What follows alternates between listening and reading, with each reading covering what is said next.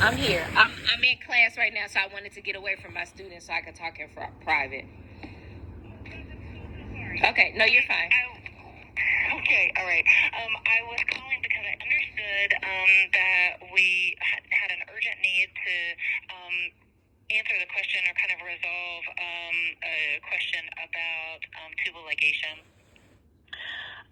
My understanding is that what would be helpful for us to have in this situation is a procedure called HSG, where dye is injected, not injected, but there's a catheter in the uterus that allows dye to flow and into the fallopian tubes if they are open, and obviously the dye doesn't flow if they are not. It's a diagnostic tool that we would use to understand if there's flow for the fallopian tubes. Okay. So go ahead. Go ahead. So what Dr. Bolek, after talking with Connie, what Dr. Bolek had asked for me to do was to find out what the soonest time we could do an HSG, we could schedule you for an HSG was. That test is one that is done at the Duke Fertility Center at Arrington in Morrisville. And I have some options for scheduling that for you. But what I don't know is if you had understood, if you had gotten the message that was the plan, or kind of where the communication, what communication you had already, and what questions I could answer for you. Yes, Connie communicated that to me.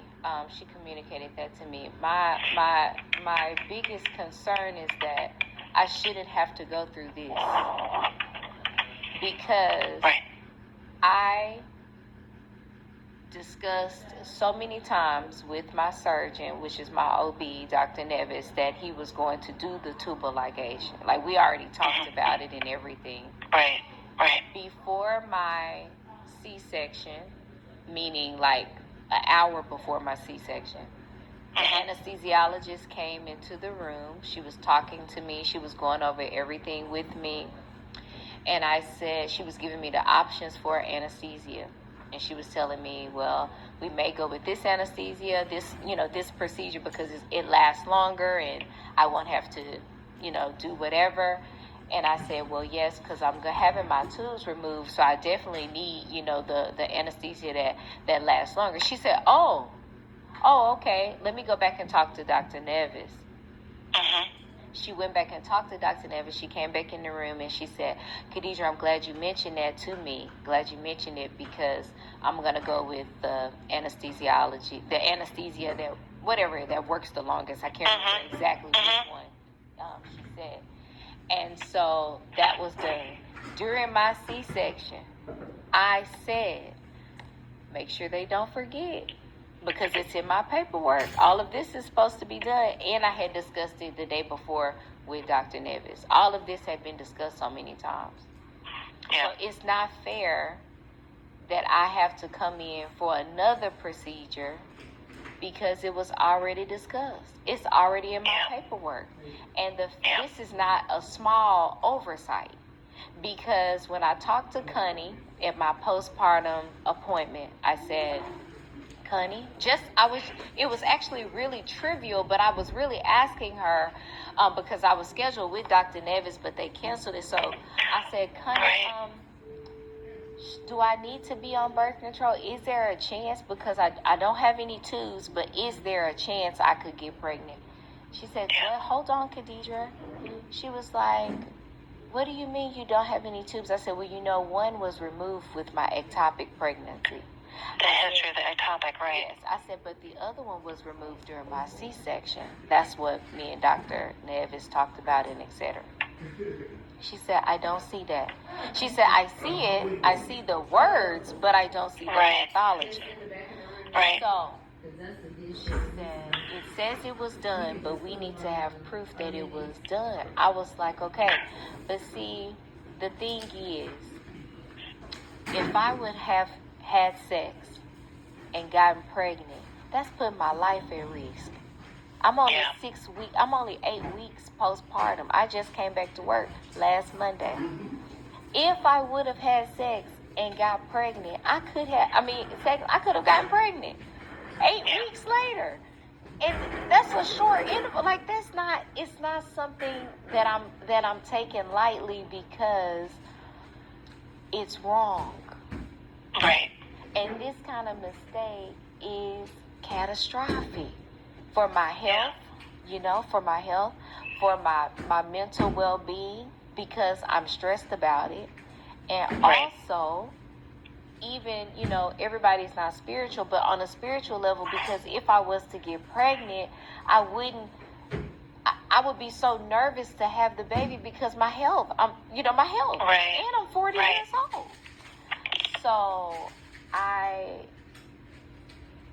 I'm just glad that I asked Connie about birth control, because if I didn't, it would have put me in a situation thinking that the procedure was done, which it could have been done. We don't know. We just don't know if it's done. It could have don't been have done. that confirmation, that peace of mind. Exactly. Confirmation that it's done. Yeah. But, dealing with professionals in this type of setting, you all are, professional. And I when I talked to my husband about it, my husband is a nurse. He's a RN. And I was just like, what if somebody was going in for chemo? They thought they were getting chemo, but it was like B12. Or it was like something like that. Right. It was not the treatment that was agreed upon and that was consented and that was planned. That's right. Exactly. That's right. So I need to see when I can come in. I just came back to work, last week. So I need to see when I can come in. I need to see, so many things, because I don't feel good about this. I don't feel good about this at all. I had a C-section last year. I had a C-section this year. I don't even want a procedure that has something to do with my uterus, because I just feel like I just want to take a break from having a procedure. But anyway, I know I'm supposed to be asking you the questions, HSG procedure involves a tiny catheter that is introduced through the cervix, and there would be iodine dye that would be instilled. The consideration, I know that the note from Connie from your office visit with Connie noted that you are breastfeeding. Because there is iodine in the dye, then the recommendation is that you would take a complete 24-hour break from breastfeeding or from retaining any pumped milk for 24 hours. You would obviously pump for comfort, but that milk would be discarded. So that's a consideration in terms of timing that I wanted to make sure that you had that information. And then in terms of, sometimes when folks are doing an HSG procedure as a part of a fertility workup, we are wanting to pay close attention to where they are in their cycle, because we want to be able to get a good picture based on the lining of the endometrium. And if you have not yet had a menstrual cycle since pregnancy, then we're okay to do it whenever you feel comfortable. We can I have some slots on there's some possible openings for this Friday afternoon or for next Thursday or next Friday. So there's the usual consideration that we would have for where you are in the cycle would not be a factor. So just wanted to get information from you about what... I haven't had my cycle yet. Okay. All right. Good. Yep. So that piece wouldn't be a concern. The procedure itself is about 30 minutes. You'd come in, we'd do a urine pregnancy test to confirm no pregnancy, and then you'd then we'd do the procedure in the procedure room. Maybe 30 minutes all told. Okay. Okay. Let me talk to my husband first and see what's Okay. happening. And then, so is there where I can call you back or? Yeah. Yeah. Let me give you, let me give you my direct line. Okay. My name is Katie. I'm the nurse manager I'm one of the nurse managers at Duke Women's Health Associates. Okay. And 919 576 8039. Okay. I've got the information from the folks at Fertility Center where the HSGs are done. I have the information about kind of what the availability is for this week and next week as it stands now. Okay. So you can give me a call back and let me know what works for you all. Okay, I will.